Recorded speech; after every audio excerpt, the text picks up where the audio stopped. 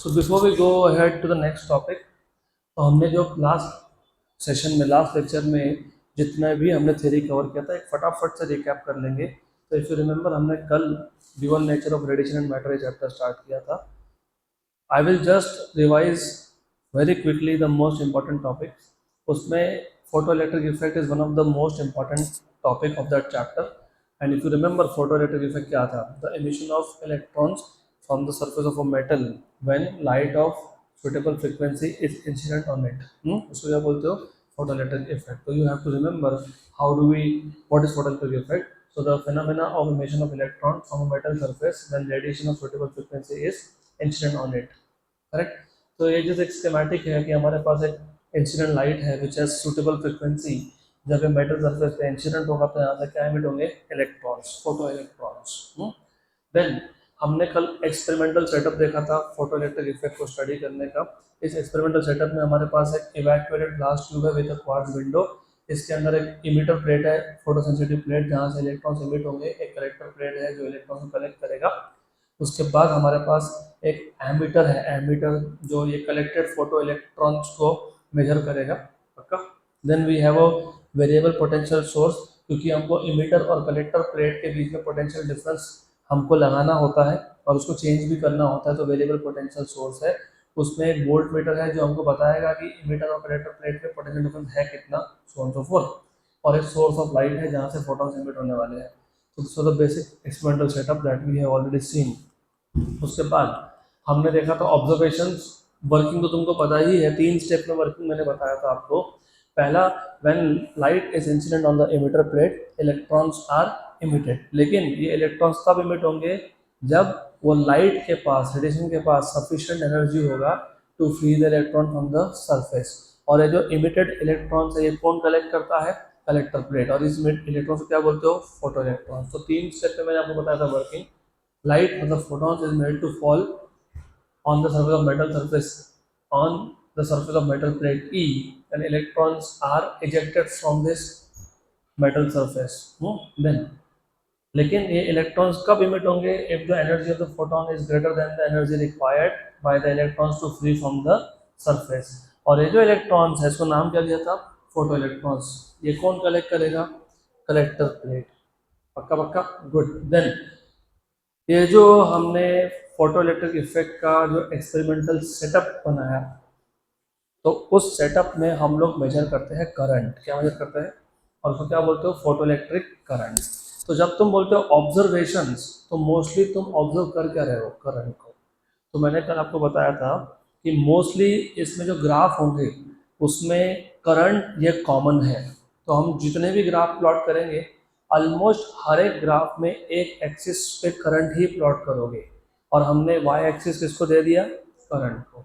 अब हम लोग वाई एक्सिस पे करंट प्लॉट करने वाले हैं और करंट तुम मेजर करने वाले हो माइक्रो एमीटर में से, राइट?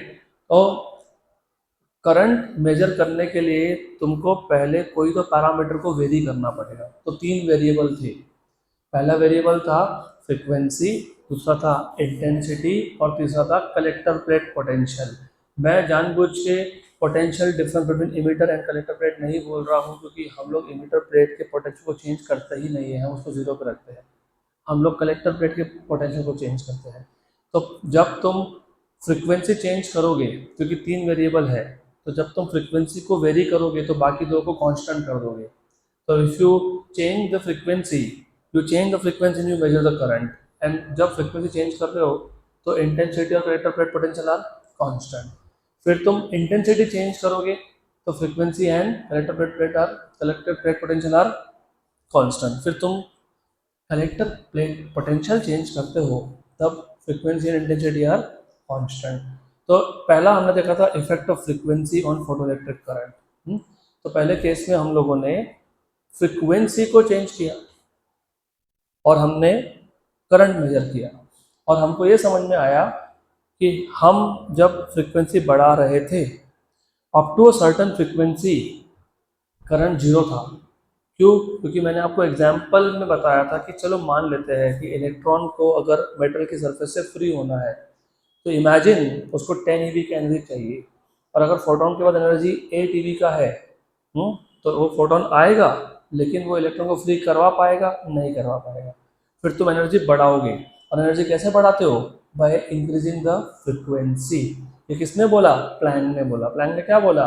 कि at higher frequency energy is also higher. तो मैं अब फ्रिक्वेंसी बढ़ा रहा हूँ क्योंकि मुझे एनर्जी बढ़ाना है फोटोन का। फिर 8 ईवी से 9 ईवी हो गया, अभी भी इलेक्ट्रॉन फ्री हुआ क्या? नहीं हुआ, क्योंकि इलेक्ट्रॉन को फ्री होने के लिए कितना चाहिए? 10 ईवी, राइट। तो ऐसा मैं फ्रिक्वेंसी बढ़ाते गया, मतलब फोटोन की एनर्जी बढ़ते गया, और at a particular frequency photon के पास इतना एनर्जी है कि वो इलेक्ट्रॉन को क्या कर दे? फ्री। बराबर। तो पहली बार तुमको मिला फ्री इलेक्ट्रॉन, कहाँ से? मेटल के सरफेस से। फोटो इलेक्ट्रॉन वो कहाँ गया? Collector plate. वहाँ से कहाँ गया? सर्किट में। सर्किट में क्या आया? करंट। तो minimum value of frequency for which the electrons are just emitted, इसको क्या बोला था हमने? Threshold frequency. तो ये था वो ग्राफ। तो नो जीरो, जिसको तुम थ्रेशोल्ड फ्रिक्वेंसी बोलते हो, तब तक आपको करंट मिलता नहीं है, क्योंकि तब तक फोटोन के पास सफिशिएंट एनर्जी है ही नहीं इलेक्ट्रॉन को फ्री करने के लिए।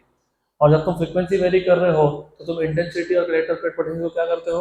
कांस्टेंट। ये पहला ग्राफ था। इसके बाद हमने देखे थे दो ग्राफ और। सेकंड वेरिएशन अगर तुमको याद होगा, हमने सेकंड वेरिएशन क्या देखा था, याद है क्या? Effect of intensity on photoelectric current. तो जब तुम इफेक्ट ऑफ इंटेंसिटी देखते हो, और रिमेंबर यहाँ पे इंटेंसिटी का मतलब होता है increase in the number of photons, not increase in the energy of photon. हमने क्या किया? हमने कलेक्टर प्लेट पोटेंशियल को एक फिक्स्ड पॉजिटिव वैल्यू पर रख दिया। हमने वो जो सोर्स है जिसमें से फोटॉन्स आ रहे हैं उसकी फ्रीक्वेंसी भी क्या कर दी? फिक्स। क्या कर दी? फिक्स। पक्का? Sure sure 100%। और वो फ्रीक्वेंसी होना चाहिए greater than threshold, greater than threshold. Sure sure 100%। So two things are fixed. Frequency is fixed, but at higher than threshold frequency, and collector plate potential is fixed. Now you are increasing intensity. It is seen that जैसे जैसे मैं intensity बढ़ा रहा हूँ वैसे वैसे current भी बढ़ रहा है, लीनियरली बढ़ रहा है। तो ये ग्राफ क्या था? Straight line. और होना भी चाहिए था ये, और क्योंकि हम रिवाइज कर रहे हैं तो मैं डिटेल में नहीं जा सकता। तो तीसरा था effect of potential difference on photoelectric effect. Potential difference मतलब कलेक्टर प्लेट पोटेंशियल। ये बहुत इंपॉर्टेंट है। ये ग्राफ भी तुमको मैंने कल डिटेल में समझाया था, क्योंकि इसके आगे का पार्ट अभी बाकी है। तो you have to first again revise all this. तो अब जस्ट अ मिनट। तो अभी ऐसा है, द थिंग इज कि तुमको अब ये ग्राफ वापस समझाना पड़ेगा मुझे, क्योंकि अब आगे का इसके साथ कनेक्टेड है। द थिंग इज, हम यहाँ पे y एक्सिस पे यहाँ पे भी क्या प्लॉट करने वाले थे? करंट। कौन सा current? Photo current. Photo electric current को लोग फोटो करंट भी बोलते हैं। और यहाँ पे क्या प्लॉट कर रहे हो? Collector plate potential. क्या प्लॉट कर रहे हो? Collector plate potential. पक्का पक्का। और मैंने बताया था कि मुझे 2 बार इसकी जरूरत है, तो मैं 2 बार इसको ड्रॉ करने वाला हूँ। थोड़ा सा इसको वापस लॉजिकली समझ लो, क्योंकि आज का टॉपिक इससे कनेक्टेड है, तो ये पता होगा तो वो पता समझेगा। फोटो इलेक्ट्रिक इफेक्ट के एक्सपेरिमेंटल सेटअप में हमारे पास एक इमिटर प्लेट है जहाँ से इलेक्ट्रॉन्स इमिट होने वाले हैं, और एक कलेक्टर प्लेट है जो इलेक्ट्रॉन्स को कलेक्ट करने वाला है। ऐसा है। This is how it is. पक्का पक्का? गुड। अब remember what you are varying. तुम क्या चेंज कर रहे हो? कलेक्टर प्लेट का पोटेंशियल। और जब तुम कलेक्टर प्लेट पोटेंशियल वेरी करोगे तो तुम किसको किसको कांस्टेंट रखने वाले हो? इंटेंसिटी। हाँ, इंटेंसिटी इज कांस्टेंट। और क्या कांस्टेंट होगा? फ्रीक्वेंसी। लेकिन रिमेंबर, फ्रीक्वेंसी तो कांस्टेंट तुमने रख दिया, और रिमेंबर ये जो फ्रीक्वेंसी है ना, ये थ्रेशोल्ड फ्रीक्वेंसी से ज़्यादा होना चाहिए, क्योंकि अगर ये थ्रेशोल्ड फ्रीक्वेंसी से कम हुआ तो इलेक्ट्रॉन्स इमिट होने ही नहीं वाले। पक्का? श्योर। अब ये इमिटर प्लेट को हम हमेशा कितने पोटेंशियल पे रखते हैं? 0 वोल्ट। और एक कौन है? Collector plate. पक्का पक्का? गुड। अब देखो ऐसा है कि शुरू में कलेक्टर प्लेट को भी हमने कितना पोटेंशियल दिया? 0। यहाँ पे था सोर्स। इस सोर्स में से क्या आ रहा है, लाइट, राइट, और इधर इंसिडेंट हुआ, बट क्योंकि फोटोन के पास सफिशिएंट एनर्जी था तो इलेक्ट्रॉन्स इमिट हुए। और रिमेंबर, हमने यहाँ पे इंटेंसिटी को कांस्टेंट करके रखा है। इंटेंसिटी कांस्टेंट होने का मतलब क्या होता है? What is the meaning of intensity being constant? जल्दी बताओ, what is the meaning of intensity constant? Number of photons hitting the emitter plate per second is constant, मतलब हर एक सेकेंड में फिक्स नंबर ऑफ इलेक्ट्रॉन्स यहाँ पे generate होने वाले हैं। फिर मैंने आपको ये बताया था कि आइडियली स्पीकिंग ये भी 0 वोल्ट पे, वो भी 0 वोल्ट पे, तो आइडियली स्पीकिंग पोटेंशियल डिफरेंस नहीं है। मतलब जो ये इलेक्ट्रॉन्स है, फोटो इलेक्ट्रॉन्स है, वो कलेक्टर प्लेट तक जाने ही नहीं चाहिए, ये एक आइडियल केस है। इसका मतलब जो कलेक्टर प्लेट का पोटेंशियल 0 वोल्ट है तो आपको करंट भी 0 मिलना चाहिए था, मतलब आपको 0 मिलना चाहिए था। लेकिन ऐसा होता नहीं है, क्योंकि 0 वोल्ट पे भी आपको कुछ करंट मिलता है। कलेक्टर प्लेट का पोटेंशियल भले ही 0 हो तो भी आपको कुछ करंट मिलता है। उसका रीजन मैंने बताया था कि यहाँ पे हर सेकेंड में लाइट आते ही जा रहा है, तो इलेक्ट्रॉन भी इमिट होते ही जा रहे हैं, और यहाँ पे इलेक्ट्रॉन का क्राउडिंग चालू हो गया, जिसको तुम बोलते हो इलेक्ट्रॉन क्लाउड। और क्योंकि ये जो इलेक्ट्रॉन्स है इनके पास काइनेटिक एनर्जी है, काइनेटिक एनर्जी है तो इनके पास वेलोसिटी है, और वेलोसिटी होने के साथ साथ यहाँ पे ये इलेक्ट्रॉन्स एक दूसरे को रिपेल भी कर रहे हैं। So because the electrons have kinetic energy, मतलब they have velocity, and because they are repelling each other.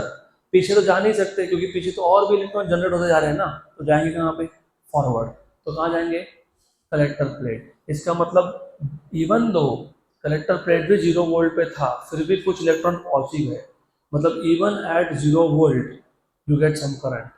अब अगर मैं इस कलेक्टर प्लेट को हायर पोटेंशियल पे रखता हूँ, मतलब और भी इसका पोटेंशियल बढ़ाता जाता हूँ, पॉजिटिव पोटेंशियल, तो मैं जैसे जैसे पॉजिटिव पोटेंशियल करते जाऊंगा वैसे वैसे ज़्यादा से ज़्यादा इलेक्ट्रॉन आएंगे, मतलब करंट बढ़ेगा। पोटेंशियल को और बढ़ाया, करंट और बढ़ा, पोटेंशियल बढ़ाया, करंट बढ़ा।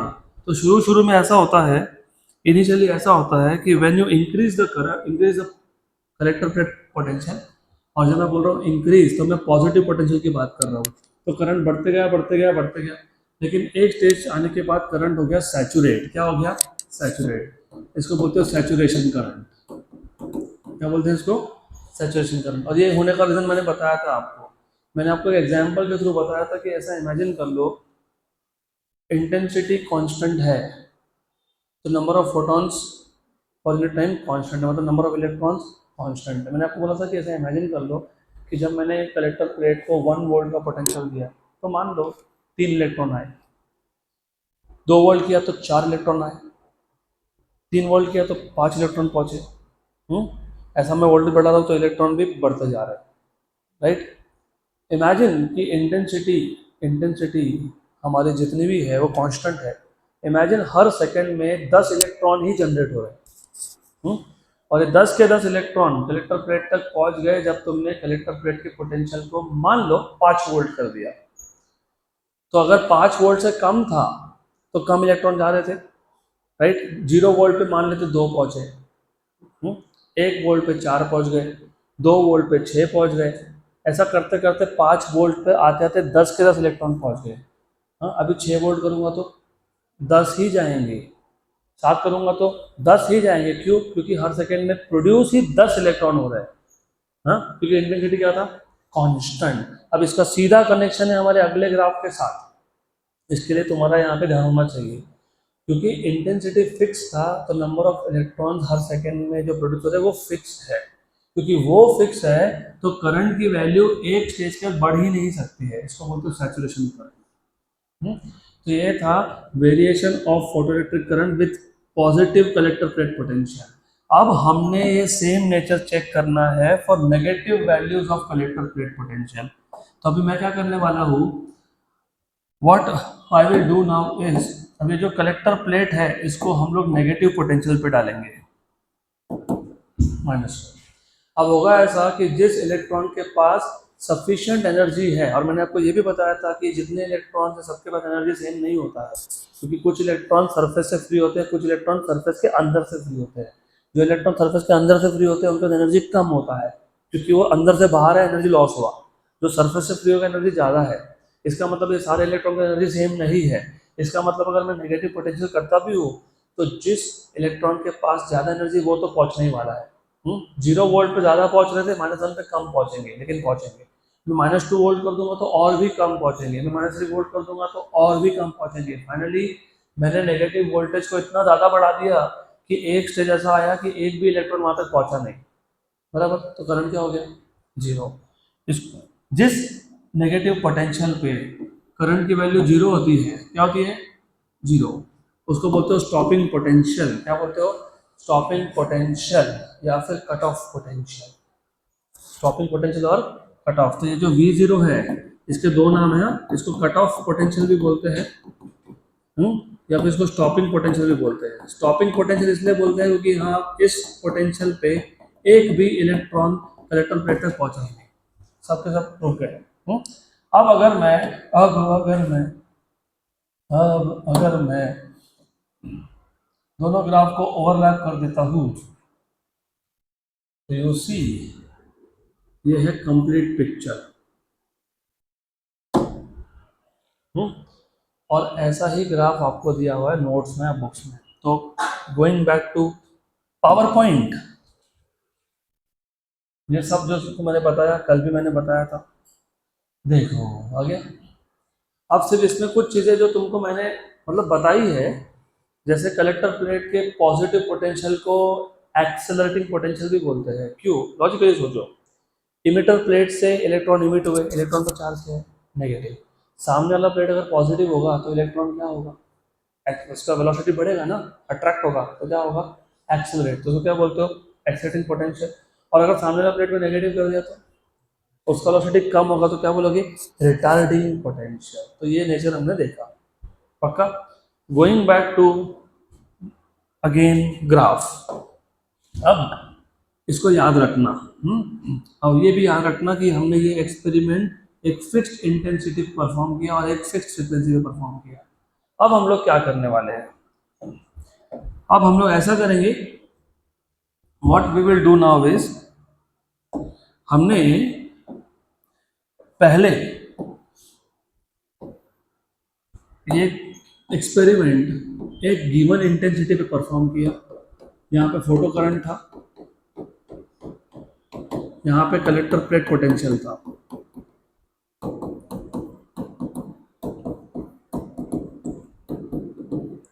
और हमको ये समझ में आया कि जो ग्राफ है वो कुछ ऐसा बनता है, हाँ कि ना? ये क्या है? सैचुरेशन करंट है। ये सैचुरेशन करंट है और ये स्टॉपिंग पोटेंशियल है, बराबर। This is stopping potential V0। ये हमने जो एक्सपेरिमेंट परफॉर्म किया वो एक फिक्स्ड फ्रीक्वेंसी पे किया, नू पे।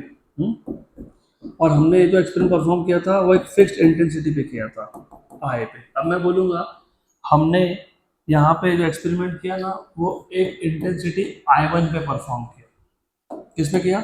I1 intensity. अब अच्छे से सुन लेना, कंफ्यूजन होगा नहीं तो। मैंने बोला था कि 3 वेरिएबल है। जब तुम एक को वेरी कर रहे हो, 2 को क्या कर रहे हो? फिक्स। तो हम यहाँ पे क्या वेरी कर रहे थे? Collector plate potential. तो क्या क्या फिक्स रखा था हमने? Frequency and intensity, frequency and intensity, बराबर ना? पक्का। अब हमने क्या किया? फ्रीक्वेंसी और इंटेंसिटी फिक्स रखा, कलेक्टर प्लेट पोटेंशियल वेरी किया, पूरा एक्सपेरिमेंट खत्म कर लिया।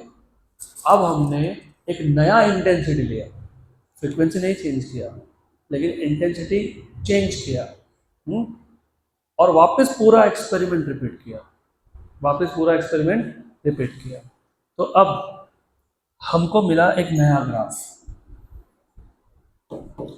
सेम टाइप ऑफ ग्राफ, सिर्फ शिफ्टेड। अब ये शिफ्टेड क्यों है वो समझ लो, और स्टॉपिंग पोटेंशियल सेम क्यों है ये समझना बहुत इंपॉर्टेंट है। वापस थोड़ा सा हमको सोचना पड़ेगा।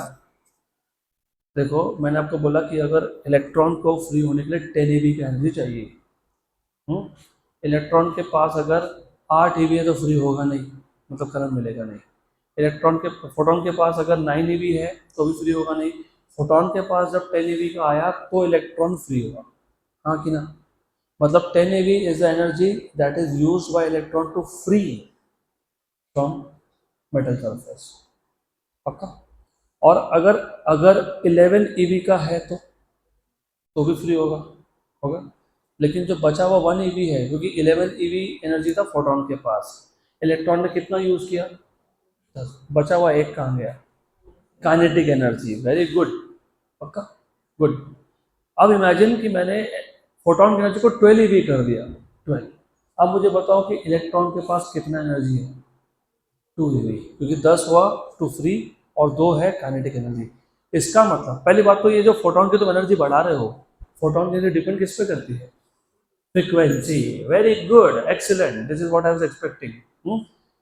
बराबर, पक्का पक्का। तो मैं अगर फ्रीक्वेंसी बढ़ाते जाऊंगा तो इलेक्ट्रॉन का काइनेटिक एनर्जी बढ़ेगा, और अगर इलेक्ट्रॉन का काइनेटिक एनर्जी बढ़ेगा तो स्टॉपिंग पोटेंशियल भी बढ़ेगा, क्योंकि मैंने अभी बोला स्टॉपिंग पोटेंशियल, इलेक्ट्रॉन के जितना इलेक्ट्रॉन के पास ज़्यादा एनर्जी होगा उतना ही यहाँ पे पोटेंशियल नेगेटिव वाला ज़्यादा लगाना पड़ेगा।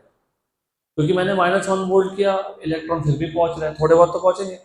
-2 किया, फिर भी पहुंच रहे हैं। -3 किया, अब फाइनली ऐसा हुआ कि इलेक्ट्रॉन नहीं आ पाया। बराबर, क्योंकि इलेक्ट्रॉन के पास सफिशिएंट काइनेटिक एनर्जी है क्या, नहीं है। बट रिमेंबर, अगर मैंने फ्रिक्वेंसी बढ़ा दिया तो फोटोन का, तो फोटोन का एनर्जी बढ़ गया, इलेक्ट्रॉन का एनर्जी बढ़ गया, तो स्टॉपिंग पोटेंशियल भी बढ़ाना पड़ेगा। मतलब स्टॉपिंग पोटेंशियल डिपेंड किस पे करता है, फ्रिक्वेंसी। अब वापस इस ग्राफ पे आओ। मैंने बोला कि हमने पहले एक्सपेरिमेंट किया with intensity I1 at a frequency of nu. फिर मैंने ये बोला कि मैंने अभी इंटेंसिटी बढ़ाया। What is the meaning of increasing the intensity, increasing the number of photons। बराबर, did we change the energy of each photon. अरे, इंटेंसिटी बढ़ाने का मतलब नंबर ऑफ फोटॉन बढ़ाना होता है, लेकिन हर एक फोटोन का एनर्जी बढ़ा क्या, नहीं। तो स्टॉपिंग पोटेंशियल चेंज होगा क्या, नहीं। सिर्फ नंबर ऑफ फोटॉन बढ़ गए, पहले अगर 10 थे तो अभी 15 हो गए, 15 थे तो 20 हो गए। लेकिन हर एक फोटोन का एनर्जी क्या है, सेम। और स्टॉपिंग पोटेंशियल कौन डिसाइड करता है, फ्रीक्वेंसी। हमने फ्रीक्वेंसी चेंज किया क्या, नहीं। तो स्टॉपिंग पोटेंशियल क्या होगा, सेम। लेकिन इंटेंसिटी बढ़ाया तुमने, यस। तो वो सेम एक्सपेरिमेंट मैंने हायर इंटेंसिटी पे किया, तो अब हायर इंटेंसिटी मतलब मोर फोटॉन्स, मोर फोटॉन्स मतलब मोर इलेक्ट्रॉन्स, मोर इलेक्ट्रॉन्स मतलब मोर करंट, लेकिन स्टॉपिंग पोटेंशियल इज सेम। तो देखो ग्राफ से ऊपर शिफ्ट हुआ है, स्टॉपिंग पोटेंशियल क्या है, सेम है। अब इमेजिन मैंने ये पूरा एक्सपेरिमेंट वापस एक बार रिपीट किया विथ हायर इंटेंसिटी। और जब मैं बोल रहा हूँ ना कि विथ हायर इंटेंसिटी, तो एक बार समझ लो कि तुमने पहले इंटेंसिटी I1 रखा, पक्का, फ्रीक्वेंसी भी तुमने कांस्टेंट रखा, तुमने पूरा एक्सपेरिमेंट कर लिया। अब दूसरा फ्रीक्वेंसी रखा, अब जब दूसरी बार एक्सपेरिमेंट कर रहे हो तो भी तो दूसरा इंटेंसिटी लिया, दूसरा इंटेंसिटी लिया, तभी भी पूरे एक्सपेरिमेंट के टाइम पे हमने इंटेंसिटी बीच में चेंज किया क्या, नहीं। तीसरी बार भी वैसा करेंगे, फ्रीक्वेंसी वही रखेंगे, नया इंटेंसिटी लेंगे, अब नया इंटेंसिटी फिक्स कर देंगे, फिर वापस से क्या करेंगे, पूरा एक्सपेरिमेंट रिपीट करेंगे, फिर क्या मिलेगा, yes। पक्का पक्का, श्योर। अब ये PYQ है, PYQ है ये। What do you see from here, which intensity is the largest, I3, उसके बाद I2, उसके बाद I1। तो अब अगर इंटेंसिटी चेंज कर रहे हो तो करंट बढ़ता है, और ग्राफ से समझ में आ रहा है कि I3 greater than I2 greater than I1, और ग्राफ से समझ में आ रहा है कि stopping potential in the first case is equal to stopping potential in the second case is equal to stopping potential in the third case. आगे, sure sure. तो हमने ये एक्सपेरिमेंट 3 बार किया, 3 अलग अलग इंटेंसिटी पे किया, तो तीनों बार अलग अलग इंटेंसिटी थी, लेकिन फ्रीक्वेंसी क्या थी, सेम, इसलिए स्टॉपिंग पोटेंशियल क्या था, सेम। अब थोड़ा ट्विस्ट करेंगे इसको, अब हम लोग सेम एक्सपेरिमेंट रिपीट करेंगे 3 बार, लेकिन तीनों बार इंटेंसिटी सेम रखेंगे, फ्रीक्वेंसी चेंज करेंगे। This is a very good topic. मैं इसलिए बोलता हूँ थ्योरी है लेकिन बहुत इंटरेस्टिंग है, वेरी इंटरेस्टिंग। और ऑफ कोर्स आपको फिजिक्स में इंटरेस्ट होगा तो interesting, theoretical physics very good, too good. यहाँ पे इंटेंसिटी तुमने 3 बार एक्सपेरिमेंट रिपीट किया और तीनों बार तुमने इंटेंसिटी क्या रखा है, कांस्टेंट। पहली बार जब तुमने एक्सपेरिमेंट किया तो पहली बार जो फ्रीक्वेंसी था वो नू 1 था, ऐसा ग्राफ मिला। हम्म, ये आपको मिला नू 1 फ्रीक्वेंसी पे, और स्टॉपिंग पोटेंशियल की कुछ वैल्यू मिल गई V01। अब मैंने एक्सपेरिमेंट रिपीट किया with the same intensity but higher frequency. Higher frequency मतलब फोटोन का एनर्जी हायर, मतलब इलेक्ट्रॉन का काइनेटिक एनर्जी हायर, मतलब स्टॉपिंग पोटेंशियल हायर, लेकिन सैचुरेशन करंट सेम। क्यों? क्योंकि इंटेंसिटी क्या है? सेम। तो तुमको यहाँ से क्या समझ में आया? जैसे फ्रीक्वेंसी किसको कंट्रोल करता है? स्टॉपिंग पोटेंशियल को। इंटेंसिटी किसको कंट्रोल करता है? सैचुरेशन करंट को। तो सैचुरेशन करंट तो सेम आएगा, लेकिन स्टॉपिंग पोटेंशियल अलग होगा, हायर होगा, क्योंकि फ्रीक्वेंसी बढ़ा दी मैंने। तो पहले केस में फ्रीक्वेंसी कितनी थी? नू 1। अब दूसरे केस में कितनी है? नू 2। Very good, very good, good good good good, पक्का। अब मैंने फ्रीक्वेंसी और बढ़ा दी, तीसरी बार एक्सपेरिमेंट कर रहा हूं मैं एट द सेम इंटेंसिटी, तो स्टॉपिंग पोटेंशियल की वैल्यू और भी हायर। यहाँ तक क्लियर? Sure sure, good. ये भी ग्राफ आपको सब नोट्स में दिए हैं, तो देखो आप। वही सब चीज़ें हैं, समझ में आए? ये ग्राफ देखा हमने? इस ग्राफ में हमने क्या किया? 3 बार एक्सपेरिमेंट किया सेम फ्रीक्वेंसी पे, लेकिन इंटेंसिटी चेंज कर करके। बराबर? तो if the frequency of the incident radiation, if the frequency of the incident radiation is kept constant and the experiment is repeated by using incident beams of different intensities, it is found that in all the cases V0 remains the same, as shown in figure. V0 is same. Thus, for a given frequency of incident radiation, the stopping potential and the maximum kinetic energy of the photoelectrons are independent of intensity. तो stopping potential और kinetic energy of electron intensity पे depend ही नहीं करता है। किस पे depend करता है? फ्रीक्वेंसी पे। किस पे डिपेंड करता है? और ये वर्ड याद रखते जाओ, अभी 10 मिनट में तुमको समझेगा कि क्यों मैं ऐसा बोल रहा हूँ, समझेगा? थोड़ा सा पेशेंस, यू विल अंडरस्टैंड कि why it is so important to draw conclusion from the graph. Graph से भी बहुत सारे कंक्लूजन हमको समझने हैं। तो मैं एक बार और पूछता हूँ, स्टॉपिंग पोटेंशियल और काइनेटिक एनर्जी ऑफ इलेक्ट्रॉन कौन डिसाइड करता है? फ्रीक्वेंसी। इंटेंसिटी पे डिपेंड करता है क्या? नहीं। पक्का पक्का, गुड। अब ये सेम एक्सपेरिमेंट मैंने अलग अलग फ्रीक्वेंसी पे रिपीट किया, अलग अलग फ्रीक्वेंसी पे रिपीट किया, इंटेंसिटी सेम रखा, तो सैचुरेशन करंट क्या आया? सेम। स्टॉपिंग पोटेंशियल क्या आया? अलग अलग आया। Good. The variation of photoelectric current with collector plate potential is studied by adjusting the same intensity of incident radiation at various frequencies as shown below. The different values of stopping potential but the same value of saturation current are obtained. Stopping potential अलग है, saturation current same है for incident radiation of different frequencies. इसका मतलब क्या होता है? The energy of emitted photoelectrons depend on the frequency of incident radiation. The stopping potential becomes more negative when the frequency of incident radiation is increased. तो जैसे जैसे frequency तुम बढ़ाओगे वैसे वैसे स्टॉपिंग पोटेंशियल भी बढ़ेगा। लॉजिकल भी है। फोटोन का फ्रीक्वेंसी बढ़ाना मतलब इलेक्ट्रॉन का काइनेटिक एनर्जी बढ़ाना, क्योंकि इलेक्ट्रॉन को फ्री होने के लिए जितना चाहिए उतना ही चाहिए। फ्रीक्वेंसी बढ़ा दी, काइनेटिक एनर्जी इलेक्ट्रॉन का बढ़ गया, काइनेटिक एनर्जी बढ़ गया, तो सामने वाला प्लेट जो है उसका पोटेंशियल मेरे को और भी नेगेटिव करना पड़ेगा इलेक्ट्रॉन को स्टॉप करने के लिए। पक्का? सही है। तो फ्रीक्वेंसी फ्रीक्वेंसी क्या क्या डिसाइड करता है? Stopping potential and kinetic energy of electron. बराबर। इंटेंसिटी क्या डिसाइड करता है? Saturation current, number of photons you can say, number of electrons emitted you can say. पक्का? श्योर? अब मैंने आपको ये बताया था कि ये जो चैप्टर है इसमें जो फोटोइलेक्ट्रिक इफेक्ट है उसमें मैक्सिमम ग्राफ जो है उसमें वाई एक्सिस पे कौन होगा? करंट। लगभग लगभग हमने टोटल अभी 5 ग्राफ स्टडी किए, 5-6 जो भी किए, 5-6 ऐसे। एक ग्राफ ऐसा है जिसमें हम करंट नहीं प्लॉट करते, क्योंकि इस ग्राफ में हम लोग स्टॉपिंग पोटेंशियल का वेरिएशन देखते हैं विद फ्रीक्वेंसी, और जो तुमको मैं अभी बता चुका हूँ।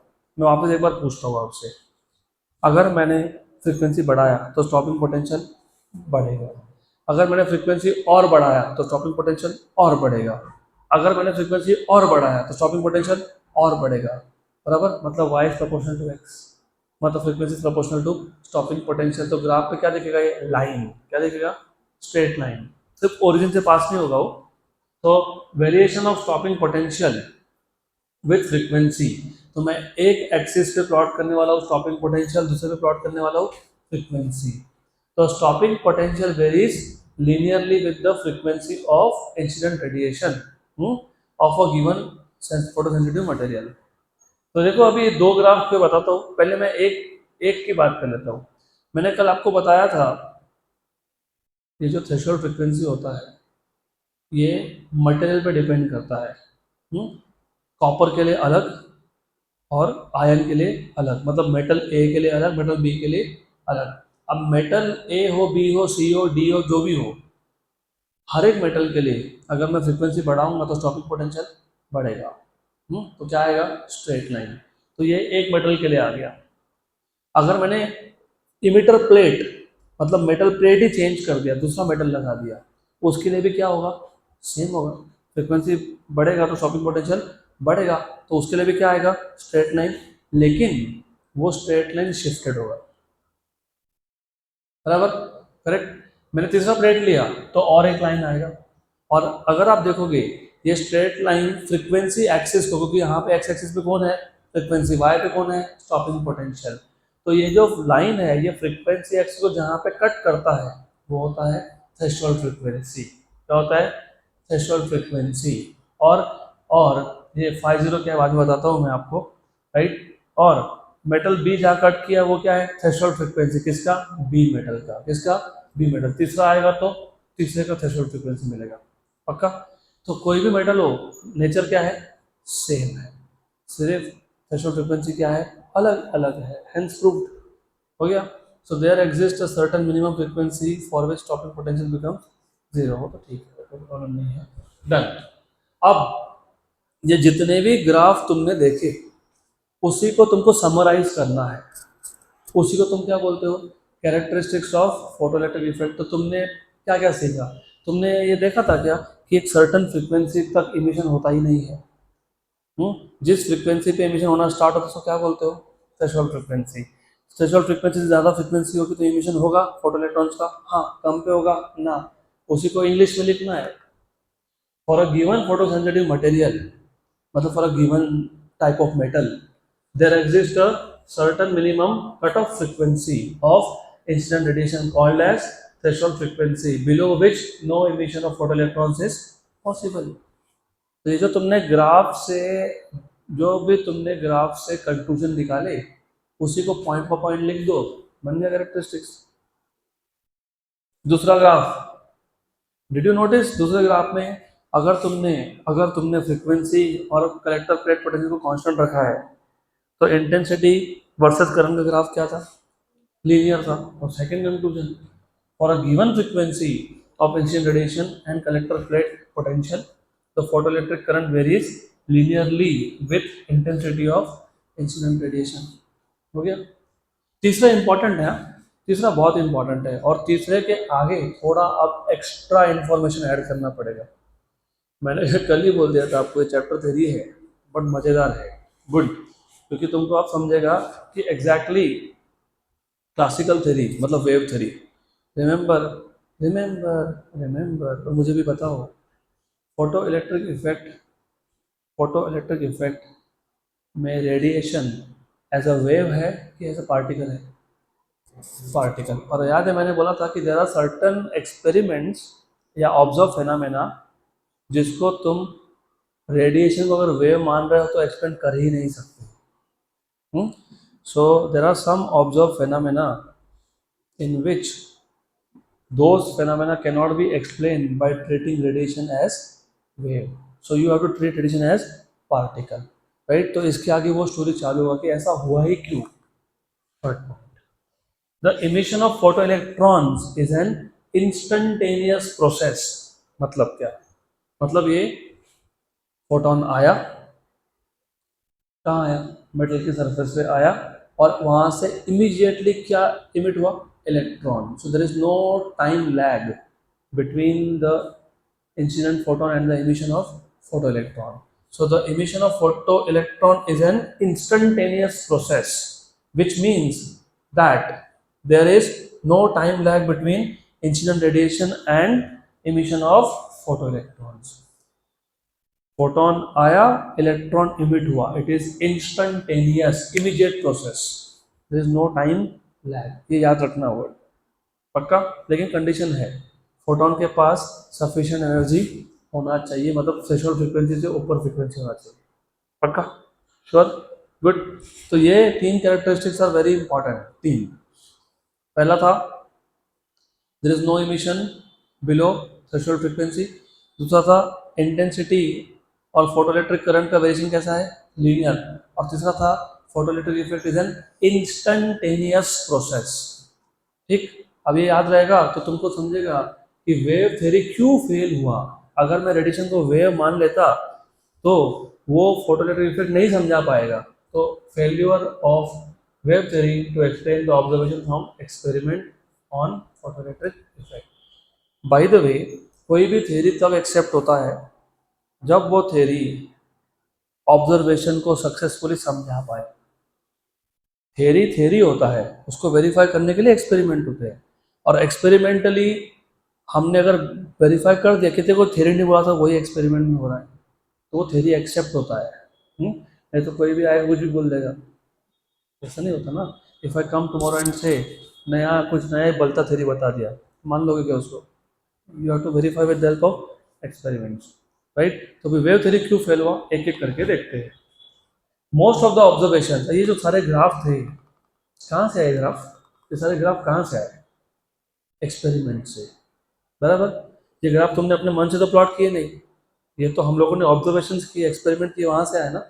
मतलब वेव थ्योरी कम से कम ये जो ग्राफ है इसको तो समझा दे. नहीं समझा पाएगा वो. देखो तुम क्या है, most of the observations from photoelectric effect, from experiment on photoelectric effect could not be explained by wave theory of electromagnetic radiation. क्यों नहीं? Number one, wave theory predicts that emission of photoelectron is not an instantaneous process. हमने अभी देखा emission of photoelectron क्या होता है? Instantaneous process होता है. मतलब फोटोन आया और अगर फोटोन के पास सफिशिएंट एनर्जी है तो इलेक्ट्रॉन इमिट हुआ. अगर फोटोन को एनर्जी नहीं है तो इलेक्ट्रॉन ना अभी इमिट हुआ ना बाद में इमिट होगा. हाँ कि ना? पक्का. अब वेव थ्योरी का बोलने का क्या मतलब है? देखो, वेव थ्योरी थोड़ा अलग तरीके से समझाता है चीज़ों को.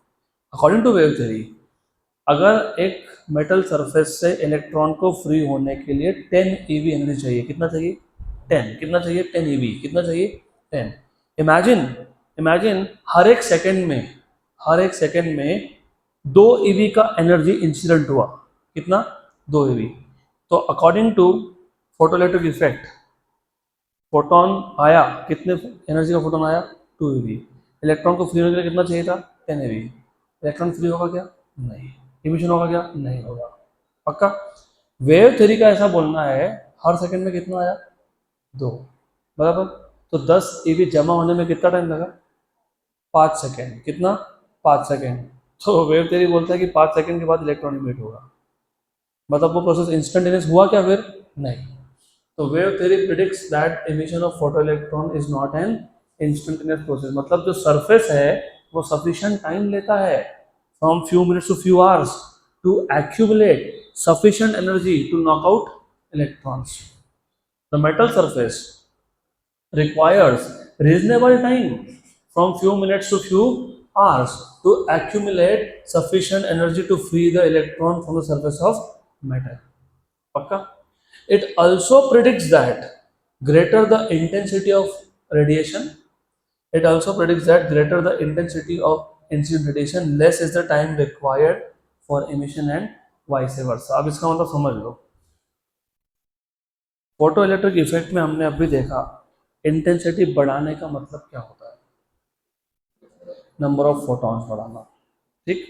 थोड़ा लॉजिकली सोचो. अब पहली बात, अगर अगर फोटोन के पास एनर्जी 2 eV है और इलेक्ट्रॉन को फ्री होने के लिए 10 eV चाहिए, इलेक्ट्रॉन फ्री होगा कि नहीं होगा? होगा ही नहीं होगा, सही बात है, अकॉर्डिंग टू फोटोइलेक्ट्रिक इफेक्ट। और एक्सपेरिमेंट भी तुमको वही बताता है कि फ्री नहीं होने वाला। श्योर, 100% पक्का। और वेव थ्योरी के हिसाब से अगर 2 eV का एनर्जी हर सेकंड में आ रहा है तो 10 eV कलेक्ट करने में कितना लग गया टाइम? 5 सेकंड। मैंने एक एग्जाम्पल दिया तुमको, वो मिनट्स में भी होता है, आवर में भी होता है। जब तक सफिशिएंट एनर्जी कलेक्ट नहीं होता तब तक इलेक्ट्रॉन फ्री होता है क्या? नहीं। एक बार हो गया तो होता है क्या? हाँ। ऐसा थ्योरी का बोलना है, एक्सपेरिमेंटली वेरीफाई हुआ ही नहीं है, राइट? तो फोटोइलेक्ट्रिक इफेक्ट के हिसाब से, फोटोइलेक्ट्रिक इफेक्ट के एक्सपेरिमेंट के हिसाब से वो प्रोसेस क्या है? इंस्टेंटेनियस। और ये क्या है? Not an instantaneous process. सही है, हमको तो ऑलरेडी पता है कि फोटोइलेक्ट्रिक इफेक्ट सही था और ये गलत है। दूसरा दूसरा ये, अब इमेजिन पहले हर सेकंड में कितना एनर्जी आ रहा था? 2 eV। तो कितना टाइम लग रहा था? अब मान लो कि मैं इंटेंसिटी बढ़ा देता हूँ। इंटेंसिटी बढ़ाना मतलब एनर्जी बढ़ाना। अब मान लो कि एक सेकंड में 5 eV का एनर्जी आ रहा है। कितना आ रहा है? 5। तो 10 eV जमा करने के लिए कितना टाइम चाहिए? 2 सेकंड। तो इंटेंसिटी बढ़ाया, तो इमिशन के लिए टाइम कम लगा, ऐसा थ्योरी का बोलना है। It also predicts that the greater the intensity of radiation less is the time required for the emission and vice versa. अगर मैं इंटेंसिटी कम करता हूँ, पहले एक सेकंड में 2 eV था, अभी एक सेकंड में 1 eV है, तो कितना टाइम लगेगा? 10 सेकंड। तो higher the intensity less is the time for emission and lower the intensity high is the time for emission.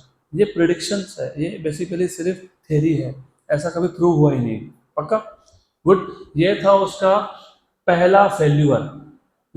दूसरा भी है, since large incident intensity implies larger energy, the electrons are expected to be emitted with larger kinetic energy। पक्का पक्का। तो according to wave theory, intensity बढ़ाना मतलब क्या? क्या बढ़ाना? Energy, right? और वेव थ्योरी के हिसाब से इंटेंसिटी बढ़ाना मतलब फोटोन का एनर्जी बढ़ाना, लाइट का एनर्जी बढ़ाना। और लाइट का एनर्जी बढ़ेगा तो किसका एनर्जी बढ़ेगा? इलेक्ट्रॉन का बढ़ना चाहिए। लेकिन ऐसा दिखा क्या हमको? नहीं, ऐसा हुआ ही नहीं। तो remember, according to wave theory, large intensity means large energy, which should mean कि electron to be emitted with larger kinetic energy. But the observations show that kinetic energy of emitted electron is independent of intensity of incident radiation। Intensity तुम कितना भी कर दो, electron का kinetic energy बढ़ ही नहीं रहा है। क्योंकि हमको अभी पता है कि इंटेंसिटी बढ़ने का मतलब नंबर ऑफ फोटॉन्स बढ़ना होता है। फोटॉन्स एनर्जी बढ़ता है क्या? नहीं। Also according to wave theory, frequency has no role in determining the kinetic energy of emitted electron, which is in contradiction with the observation। हमने अभी देखा काइनेटिक एनर्जी ऑफ इलेक्ट्रॉन कौन डिसाइड करता है? फ्रीक्वेंसी। ये तो उल्टा बोल रहा है, बोल रहा है कि फ्रीक्वेंसी का कोई लेना देना ही नहीं है। दिस थ्योरी टेल्स यू कि frequency has no role in determining the kinetic energy of electron. हमने जो एक्सपेरिमेंट से देखा वो इसका एग्जैक्टली उल्टा है। पक्का? तो फ्रीक्वेंसी क्या डिसाइड करता है? Kinetic energy. तो काइनेटिक एनर्जी किस पे डिपेंड करता है? फ्रीक्वेंसी। और किस पे नहीं डिपेंड करता है? इंटेंसिटी। श्योर श्योर, पक्का पक्का। तो ये थे failures of wave theory. Sure. अब आइंस्टाइन ने इसी फोटो इलेक्ट्रिक इफेक्ट को अपने हिसाब से समझाया in the form of postulates. तो Einstein's postulates of quantization of energy and photoelectric equation. तो ये सारा कॉन्सेप्ट जो हमने अब तक सिर्फ ऑब्जर्वेशंस मतलब ग्राफ के फॉर्म में देखा है, ये आइंस्टाइन ने अपने एक मॉडल के थ्रू मतलब क्वांटाइजेशन ऑफ एनर्जी और एक इक्वेशन के थ्रू एक्सप्लेन किया। तो ये Einstein's postulate of quantization of energy and photoelectric equation, ये फोटो इलेक्ट्रिक इफेक्ट को ही समझाता है, बट थ्रू इक्वेशन। अब तक हम सिर्फ graph graph graph graph graph graph देख रहे थे। अभी उसी इफेक्ट को हम मैथमेटिकली समझेंगे इन द फॉर्म ऑफ इक्वेशन। तो पॉस्टुलेट दिए उसने, पहली बात तो पॉस्टुलेट मतलब क्या होता है पता है? Assumptions, right. पॉस्टुलेट का मतलब होता है असम्पशन। तो देयर आर टू असम्पशन। पहला, चलो पहला देखते थे पॉस्टुलेट क्या है। तो पॉस्टुलेट, उसके बाद क्या देखेंगे? इक्वेशन। तो पहले क्या देखेंगे? पॉस्टुलेट। पहला पॉस्टुलेट, फर्स्ट पॉस्टुलेट, और रेडिएशन ऑफ फ्रीक्वेंसी नू, जैसे हमारे पास जो लाइट सोर्स है इसमें से क्या आ रहा है? Radiation at a fix frequency, मान लो नो, कंसिस्ट ऑफ, तो किसी भी सोर्स से, किसी भी source at a given frequency, अगर मेरे पास एक सोर्स है जिसका फ्रीक्वेंसी क्या है? फिक्स है। क्या है? फिक्स है। Right. Consist of a stream of discrete quanta और फोटॉन्स। तो कोई भी रेडिएशन ऑफ फ्रीक्वेंसी नो, उसमें क्या होता है? उसमें बहुत सारे छोटे छोटे पैकेट्स ऑफ एनर्जी होते हैं। कंसिस्ट ऑफ डिस्क्रीट, कंटिन्यूस नहीं, डिस्क्रीट, अलग अलग packet with the same energy, right. And the energy of each photon is h nu. तो मेरे पास अगर एक सोर्स है जिसका फ्रीक्वेंसी नू है, उस सोर्स में से क्या आ रहा है? रेडिएशन। कौन सी फ्रीक्वेंसी पे आ रहा है? नू। तो सोर्स में से क्या निकल रहे हैं? छोटे छोटे पैकेट, फोटॉन्स, और हर एक फोटोन का एनर्जी कितना है? H nu. पक्का पक्का, श्योर। और ये photon they move with the speed of light through space. Sure sure, 100% पक्का। अब when radiation of frequency nu is incident on a photosensitive surface, तो ये एक सोर्स में से, और सोर्स का फ्रीक्वेंसी कितना था? नू। उसमें से क्या आया? फोटॉन। हर एक फोटोन का एनर्जी कितना है? H nu. और जब ये फोटॉन एक मेटल सरफेस पे या फोटोसेंसिटिव सरफेस पे जाएंगे, तो इन फोटॉन का पता है क्या होगा? कोलिजन होगा। क्या होगा? Collision. So when radiation of frequency nu is incident on a photosensitive surface, there are collision. किसमें? फोटॉन्स में। और किसमें? इलेक्ट्रॉन्स। कौन से इलेक्ट्रॉन्स? मेटल सरफेस में जो एटम्स है उनके electrons, and electrons of the atoms of the emitter. पक्का। ड्यूरिंग सच कोलिजन, जब फोटोन का इलेक्ट्रॉन के साथ कोलिजन हुआ, तो फोटोन ने अपना पूरा एनर्जी किसको दे दिया? इलेक्ट्रॉन को। और कैसे दिया? इंस्टेंटेनियसली दिया। तो during such collision photons transfer their entire energy, और एंटायर एंटायर पूरा का पूरा entire energy to the electron without any time lag, मतलब इंस्टेंटेनियस। पक्का। अब इसका मतलब थोड़ा सा और समझाता हूँ तुमको मैं वही नंबर्स यूज करूंगा क्योंकि तुम कंफर्टेबल हो गए। अब इलेक्ट्रॉन को अगर फ्री होने के लिए 10 एवी चाहिए, और फोटोन के पास 12 एवी है, तो ऐसा नहीं होगा कि फोटोन बोलेगा तेरे को 10 चाहिए ना, तो 10 ले, 2 मैं रख लूंगा। पूरा का पूरा देगा, क्योंकि फोटोन ने एनर्जी दिया, फोटोन डिसअपियर हो गया, गायब, खत्म। तो 12 में से इलेक्ट्रॉन ने 10 यूज किया खुद को लिबरेट करने के लिए, मतलब फ्री करने के लिए, और 2 कहाँ गया? Kinetic energy. इसी को हम अभी इक्वेशन के फॉर्म में लिखेंगे। पक्का। और ये सारा प्रोसेस क्या है? इंस्टेंटेनियस है, विदाउट टाइम लैग। तो चलो इक्वेशन तो बनता रहेगा। Let me ask you question, what is energy of photon? H nu. H nu. Energy required by electron to become free from surface, जिसको मैं कब से 10 eV बोल रहा हूँ ना, 10, उसको एक्चुअली हम लोग बोलते हैं वर्क फंक्शन। क्या बोलते हैं? The minimum energy required by electron to free itself from the metal surface is called as work function. उसको हम लोग फाइव नॉट से डिनोट करते हैं। फाइव नॉट किससे? Phi naught. तो फाइव नॉट ये 10 eV है, और फोटोन की एनर्जी एच न्यू ये 12 eV है, बराबर। एच न्यू क्या है? 12। 12 आया, मतलब एच न्यू आया। उसमें से फ्री होने के लिए कितना लगा? 10, मतलब फाइव नॉट। बचा हुआ 2 कहाँ गया? Kinetic energy. बन गया equation, h nu equal to phi naught plus kinetic energy. अब वो बनाएंगे हम लोग। The absorb energy h nu by electron from the photon is used in 2 ways. Number 1, to liberate itself from the metal surface. A part of the energy is used in liberating the electron from the surface. The minimum energy required to free the electron from a given surface is called as work function of the material of the surface. और ये material to material change होता है। और जो बचा हुआ part है वो kinetic energy. The remaining part, कितना पार्ट बच गया? H nu minus 50। अभी तो बोला मैंने, एच नो आया, 50 यूज हुआ, तो h nu equal to 50 plus kinetic energy, h nu equal to 50 plus kinetic energy, तो what is kinetic energy, h nu minus 50, so the remaining part h nu minus 50 appears as kinetic energy of the liberated electron, बराबर। if an electron does not lose any part of this energy in collision inside the surface, अब याद करो कल तुमको मैंने बताया था हर एक इलेक्ट्रॉन सरफेस से नहीं आता है, कुछ अंदर से भी आता है। मान लो इलेक्ट्रॉन सरफेस से आया या अंदर से आया, अगर अंदर से भी आया और अगर अंदर से बाहर आने तक, मटेरियल के अंदर सरफेस तक आने तक अगर उसने कोई भी एनर्जी लूज नहीं किया, तो यही जो है ना एच टू माइनस 50 ये हो जाएगा मैक्सिमम काइनेटिक एनर्जी। क्या बन जाएगा, maximum. So if an electron does not lose any part of this energy in collision inside the surface and escapes with maximum possible kinetic energy। पक्का पक्का, sure, good. तो बन गया equation h nu equal to 50 plus kinetic energy, so kinetic energy h nu minus 50, पहला equation. इसको भी हम लोग आइंस्टाइन्स फोटोइलेक्ट्रिक इक्वेशन ही बोलते हैं। Then what is kinetic energy, half m v square, तो what is maximum kinetic energy, half m v max square. तो half m v max square equal to h q minus 50, ये भी क्या है, क्या ये फोटोइलेक्ट्रिक इक्वेशन है, Einstein's photoelectric equation. ये भी वही है, ये भी वही है, सिर्फ ये वेलोसिटी के टर्म में लिखा है।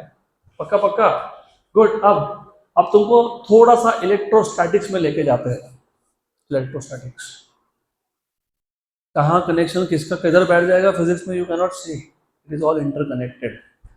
कुछ नहीं, याद आ जाएगा आपको। सपोज मेरे पास एक चार्ज पार्टिकल है, रेस्ट पे है, आराम कर रहा है। मैंने वो चार्ज पार्टिकल इलेक्ट्रॉन है, मान लो इलेक्ट्रॉन, मैंने उस इलेक्ट्रॉन को दो प्लेट्स के बीच में रख दिया, एक था नेगेटिव प्लेट, एक था पॉजिटिव प्लेट। क्या होगा, इलेक्ट्रॉन रेस्ट पे था, मैंने दो प्लेट लिए, एक इलेक्ट्रॉन के पीछे रख दिया नेगेटिव प्लेट और एक आगे रख दिया पॉजिटिव प्लेट। क्या होगा,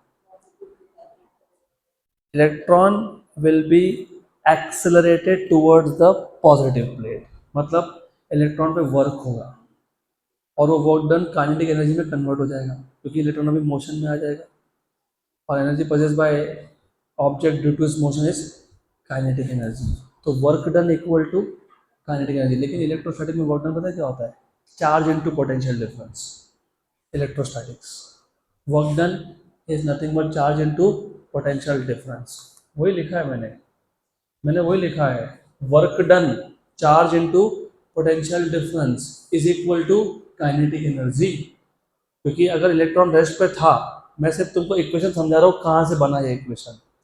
इलेक्ट्रॉन रेस्ट पे था, उसको मैंने पोटेंशियल डिफरेंस में रख दिया तो इलेक्ट्रॉन मूव होने लगा, तो इलेक्ट्रॉन पर जो वर्क हुआ वो किस में कन्वर्ट हो गया, काइनेटिक एनर्जी। तो वर्क डन क्या होगा, काइनेटिक एनर्जी। लेकिन वर्क डन खुद क्या होता है, क्यू इंटू वी, यहाँ पे वी को क्या बोलते हो, वी जीरो, स्टॉपिंग पोटेंशियल। क्योंकि मैंने बोला मैक्सिमम काइनेटिक एनर्जी और stopping potential was the potential to stop the electron with the maximum kinetic energy, बराबर।